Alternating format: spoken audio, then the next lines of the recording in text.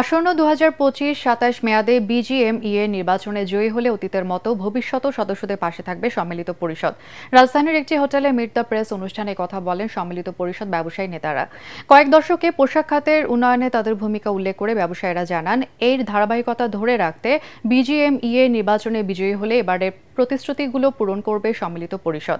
ভুয়া ভোটার বাদ দিয়ে ক্ষুদ্র মাঝারি পোশাক কারখানা বন্ধ হয়েছে এবং যারা প্রকৃত গার্মেন্টস মালিক তাদের বিজিএমইএতে ফিরিয়ে এনে কারখানা চালুর উদ্যোগ নেওয়া হবে।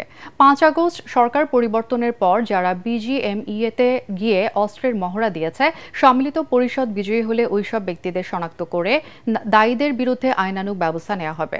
আগের সরকারের রাজনৈতিক সুবিধা নেওয়া কোনো মালিক সম্মিলিত পরিষদে অংশ নেয়নি বলেও দাবি করা হয় অনুষ্ঠানে। আগে আমাদের অনেকগুলো ফ্যাক্টরি ছিল, ছোট এবং মাঝারি শিল্প অনেক ফ্যাক্টরি বন্ধ হয়ে গেছে। আমরা আগামীর চ্যালেঞ্জগুলা মোকাবেলা করে বাংলাদেশের পোশাক শিল্পকে নতুন উচ্চতায় নিয়ে যাবার অঙ্গীকার করছি। ঐক্যে আমাদের শক্তি।